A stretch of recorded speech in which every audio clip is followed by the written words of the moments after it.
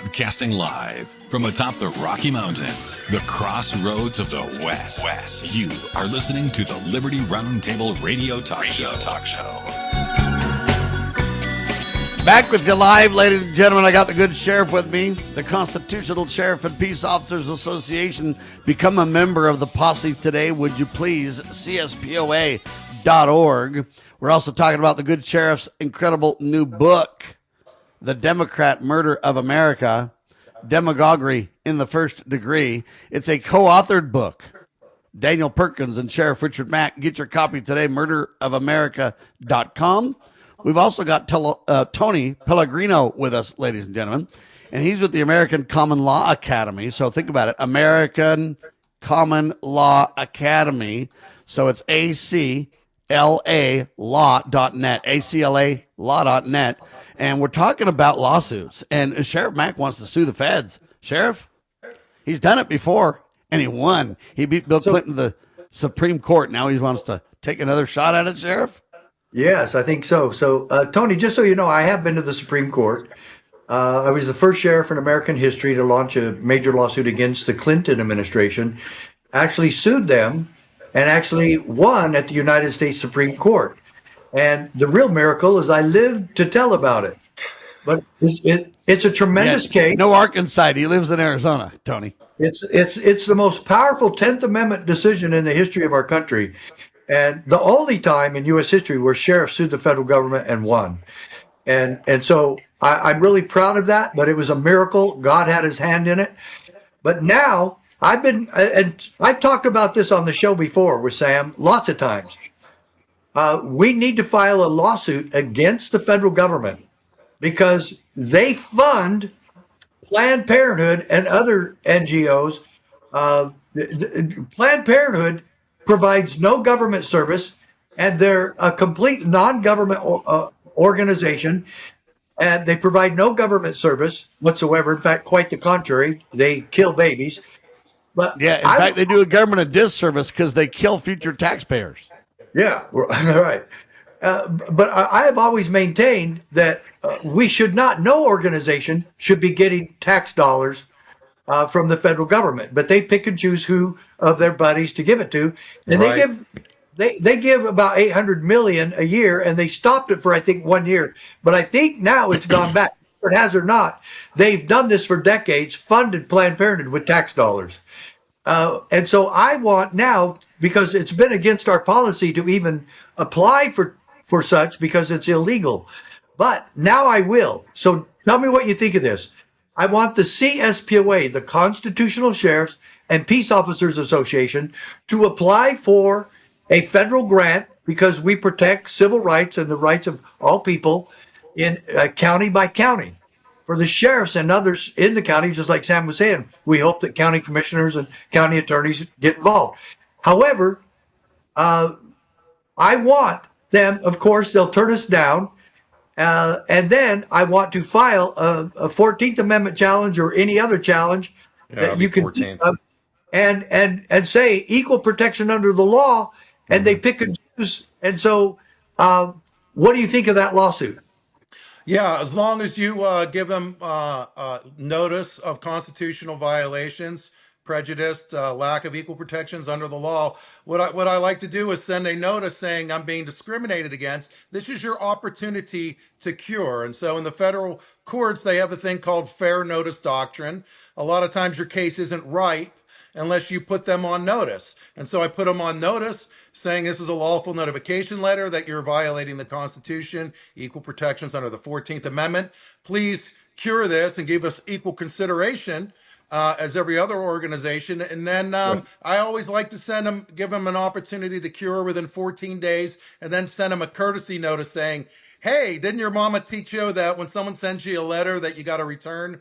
And so a lot of times they do not return these letters. And in law, your silence is tacit agreement that you're agreeing with the accusation. And so, you send them certified mail, you send them emails, you just give them plenty of opportunity to cure it, and when they don't, then you have a cause of action. Now, could I do this? And then after all these different steps, though, Sheriff, then you could sue. Well, one other question. Can we do it this way? Can we file the complaint with them, and then they say, "Well, you've never requested funding," and then I say, "Okay, now I am," or should I just file the request first? No, I think you need to file the request for everything funding starts with a first. letter.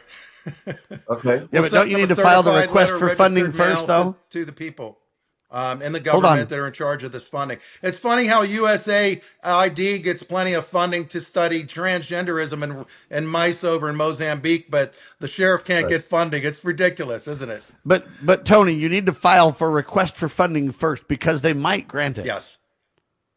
And I doubt they will. I get what you're saying, Sheriff, but you got to give them the opportunity to do that, though. So all I'm telling you is if you skip steps, though, you destroy your case, in my opinion. Tony, is that accurate? Yeah, we'll send them a notice. We'll put them on notice Okay. Let's do it. after Anyway, you file. Maybe they'll hear this and maybe they'll just give you a grant. yeah, well, and maybe they could appease me and they send $5 and they said, "We gave you your grant." Yeah, funding Well, is something that I struggle with. I got a lot of people calling me with these great federal lawsuits that have no funding, and some of these things can last a year and a half in federal court, and that takes a little bit of funding. But that's what we do at the American Common Law Academy. We're not attorneys, and so we assist Thank goodness. educationally, and we can do that with a fraction of the cost of what it would cost to do a federal civil rights lawsuit. all right, we Okay. will keep an eye on the ball for this, ladies and gentlemen. We'll get the good Sheriff and Tony together and see what they can put together on this. It's important. Now, Sheriff, did you finish your questions? I know you always ask what's the worst thing, and Tony Oh, no, answered that yeah. and said the family courts, but you had another one, right? Okay, you ready, Tony? One question, and we get some great answers on this, and I think Alex Newman probably had the best one so far. Give us, you're the principal or the teacher at the school, and Donald Trump is one of your students. Grade his presidency up until this point. How has he done as president of the United States? Give him a grade. Both terms or the first, can we divide it in two terms? Yeah, if you want, sure, go ahead. Yeah, I would give him an A on his first term, and I think I'd probably give him a C on this term. He's losing a lot of his base right now. Why? I just think, people voted for America first, and a lot of people were complaining about Israel first. I know Israel's our ally and whatnot, and I'm all for biblical Israel. I'm a conservative Christian, but I believe that we need to put the American interest first before any other nation, including Israel. Yeah, in my opinion, is the biblical Israel isn't the same as the rogue government Israel, though. Yeah, Yeah, I so think I've been a long time supporter, but it seems like there's a shift in policy lately. We were promised no wars, and we were promised arrest for these people that are in the Epstein list, and with Marjorie Taylor Greene and Thomas Massey. I mean, those were his supporters, and I don't know where he's getting some of his counsel, but they pretty much he endorsed Brad Little out here in Idaho, and I think the guy's a rhino. I don't think he's a conservative. I wish we had Ammon Bundy as governor, but that's just me, Sheriff. Well, yeah, of course. Ammon would have been wonderful for that. But I agree with you. I know a little bit, and my son lives in Coeur d'Alene. And anyway, I've been to Idaho a lot, and I've seen what's going on there. And the sheriffs of Idaho have got to kick it up into high gear. And I really do like the sheriff in his response with the shooting at the In-N-Out Burger place there. And he called it correctly, and he thanked the citizen for his quick response. Amen. And Amen so, to that. All right, Tony, let's ask this question. What gives you hope for America's future? I never want to leave that out because I don't want to speak doom and gloom for America. I realize we've got our problems, but I also realize it's the greatest country on the planet. What gives you hope for America, Tony? Well, looking back on history, we had a great awakening that preceded the American Revolution. And I think that there's a great awakening in the liberty movement and the constitutional awareness. And there's also a spiritual revival, of spiritual awakening happening in this country. And I think we got two streams that are parallel. And I think when these streams merge, when the conservative Christians come in with revival stream and constitutionalists and liberty-minded people when these streams merge, I think the people will rise up as they did in the past. And so the inherent power is in the people. So the people need to stand up. All this stuff happens because we put up with it. And the federal government and our public servants just need to do 3 words. Do your job. Follow the Constitution. Amen. And we need to hold them to it. All right. Sheriff, what do you think of that response? Well, that's great. Yeah, that's he sounds like he's part of our organization and part of the show, Sam. He's right on target, and the American people need to wake up, and that's why we wrote this book and this wonderful song that you're playing. Yeah, go ahead and skip the break, though, Liz, will you? This is just Oh too man, good. I'm sorry. This is just too good, Sheriff. damn, that's the Sheriff Mack song. God, I know, okay. but then you're going to have a 2-minute break that we need to use the time wisely, because listen up, we got a ton of stories here I want to cover. Number All right. one, the Justice Department deserves some kudos, and I rarely can even praise the Justice Department, but this is one I'm going to do it. Justice Department champions rights to bear arms in churches, fights for religious congregants' self-defense. In a landmark move, the DOJ filed a lawsuit against Montgomery County, Maryland, challenging a, quote, local ordinance that bans the carry of firearms within 100 yards, I guess, of a church or religious establishment in several other places. And this legal action, spearheaded by the Assistant Attorney General for Civil Rights, Harmy Dillon, highlights direct defense of the Second Amendment. And the DOJ cites significant precedent, including the Supreme Court and the ruling in, what is it, Wolford versus Lopez or whatever it is. Oh yeah. Anyway, and this lawsuit underrides the ongoing commitment to ensure that people can exercise their right to keep and bear arms. This is huge, Sheriff.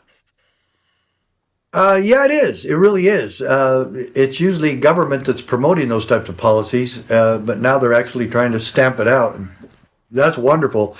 But it's crazy. Again, it's just like gun-free zones that we talked about at the beginning. It's absolutely lunacy that you could think that you'll put a poster up that says gun-free zone, or you can't carry a gun in the and these potential mass shooters and lunatics and cowards are going to drop their gun and go someplace else. That's how stupid the left thinks, or that's how they think. They're that stupid. And President Trump has an opportunity right now to really bring back a lot of his supporters. And what he would do is he would say, hey, I promised to get rid of gun-free zones on the first day. I'm sorry I didn't get that done. There's so many things to accomplish, but I'm going to do it now before the midterms. I'm getting rid of gun-free zones. That's the addition to what the Justice Department is working on right now with Harmy Dillon. Tony, what do you think of this one? That would be fantastic. Yeah, he's fulfilled a lot of his promises, and yeah, we're waiting for the rest of them. Sheriff, amen to that. And I'm not trying to be critical of Trump, but I am saying, look, this is an opportunity, though. If the Justice Department's really doubling down on this, why not just make it nationwide and say, look, we're getting rid of gun-free zones. They're bogus. They don't work. They violate people's rights. They put people in harm's way and jeopardy. They let the thug have their way with people. It's not going to happen anymore. And President Trump knows this, and he promised it, and let's encourage him to do it. We're behind you, President Trump. We want you to do this, and we'll support you 1,000% when you do, sir. Sheriff? Absolutely. And I think that if you look at how many gun owners there are in our country, he would get a huge strength to his base. And most gun owners are already with Trump. But this would solidify it and get more. And just this one thing, if the Christians of this country would unite in their voting, there'd be no way that the cheating of bringing in 30 million people from around the world, and especially Latin America, would have any impact on the elections. And we really need this year. And again, thus the reason of our new book, The Democrat Murder of America. All right, we're going to have to pace ourselves because I got 2 more stories for both of these gentlemen, ladies and gentlemen. We got to cover these for sure. The first one is America's water systems are under cyber attack. 7 states now have warnings. Anyway, this is serious, and it's a problem. And right now, I guess the water hasn't been contaminated, but there's flooding, and so they're kind of giving a warning attack, in my opinion, in these 7 states. We don't know who done it. Some people say it's Iran that did it. Trump said he didn't think so. But it brings up a much larger question. Is this something that cyber war experts have warned about for a long time? You have a sheriff's warning to bring up about this, right, Sheriff? Well, yeah, Sam, I've had dozens of sheriffs the last year and a half, 2 years, that have told me they went to training, intel training in some very high sophisticated places. And they said that the next real attacks on America will be from within. It won't be foreign invaders. It'll be the ones that have already invaded our country and set up sleeper cells in our country, and that they will attack our infrastructure. And water supply was on the list. And so that's why I left a message with my Maricopa County Sheriff that they need to start looking at this, and the other sheriffs in the state and country need to wake up and say, you know what? Do we provide any security at our infrastructure locations like power plants and water treatment plants? And way better. Because right in my now, opinion, this wasn't a direct attack in the sense that they could have poisoned the water and everything else. They didn't do that, though. They just tampered with settings and created floods and different things, showing us they have the power. It was a warning. It was a shot across the bow, Sheriff. Yeah, it was. It was. And that we're sitting here with our thumbs in our noses and wondering what's going on. Get the security going and make sure that our infrastructure is protected. Tony? Yeah, I think bringing the attention to the water is very important. There's a problem in a lot of jurisdictions where there's excessive amounts of fluoride. I'm always worried about attack from without, but it just seems like a lot of people were asleep at the wheel that are already in control. I don't know how the FDA and the CDC allow this amount of poison to be in our water and into our vaccines. It's just we need to take control over all areas of government. The people need oversight. But yeah, I mean, all these things are computered. These viruses that they implant stuff in other countries. We're vulnerable, I think.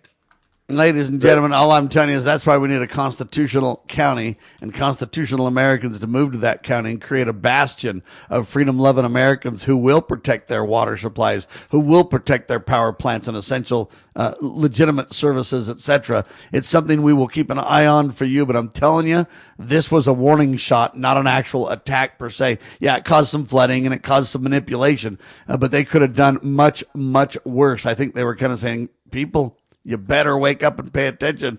And sadly, this story crossed the wire and nobody talked about it. So Richard Mack said, hey, we got to bring this up because sheriffs have been telling me they've been trained for this. They know about this and action needs to be taken. And we want the sheriffs to provide the lead in security and safety on this issue. Next one, ladies and gentlemen, there's a big battle in the great state of New York now. Kathy Hochul, the governor, and the Madison County, New York sheriff, Todd Hood is his name, right? Yes. And he's basically saying, I'm not going to go along with you when you shut down ICE. I'm going to defend ICE and protect ICE. And Governor, sit down. Sheriff? I love it when sheriffs just do their job. I think I've never talked to Sheriff Hood. And this is exactly what we appreciate about the constitutional sheriff movement. There's been many sheriffs that have heard about it and say, this is correct. And I will stand my ground, and I will defend I will defend the Constitution. I will defend the people in my county, and we're not going to invite these criminals to stay inside our county or our country anymore because of these ridiculous woke governors and mayors. I will defend the people in my county, and I will do my job. The governor notwithstanding. And so, Sheriff Hood, thank you, sir. And I believe there's several other sheriffs in New York doing it. They're not getting the press. They're just doing their job.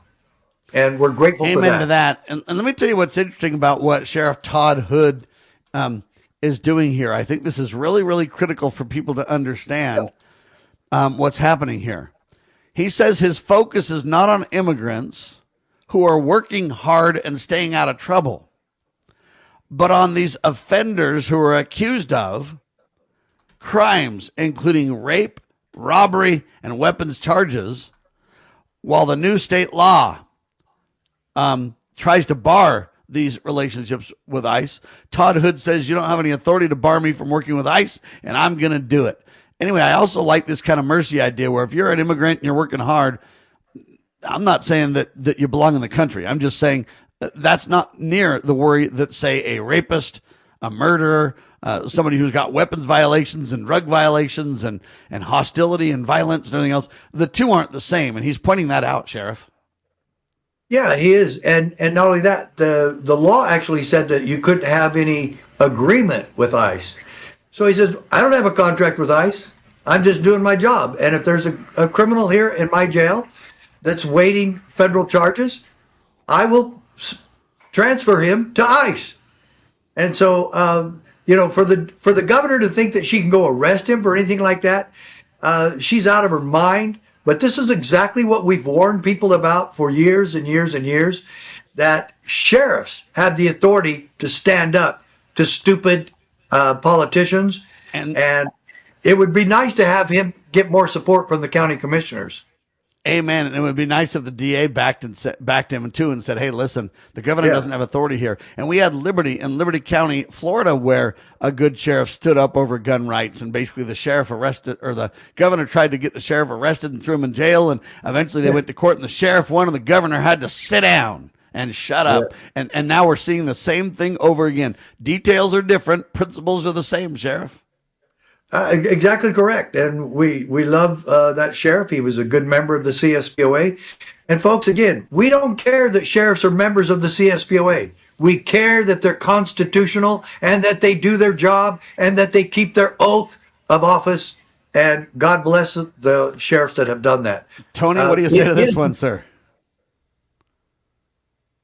Go ahead, Tony. Yeah, I agree that we need to honor our oath of office. And one of the things I was just pondering, we have a problem with allegiance. You swear and affirm oath to the Constitution and allegiance to the Constitution. And I have a problem with people that join these secret societies that swear an oath to the Brotherhood. And that's why I think we're seeing a lot of this corruption in the judiciary. We're not getting constitutional victories because I think maybe people are involved in a secret society, such as maybe the Lodge, Masonic Lodge, Freemasons. I mean, when you swear an oath, I got recruited by these guys to try to get recruited. And when I read the oath, I'm like, how can anybody keep the oath to the Constitution and swear the Masonic oath? So this is a major issue with corruption, I think.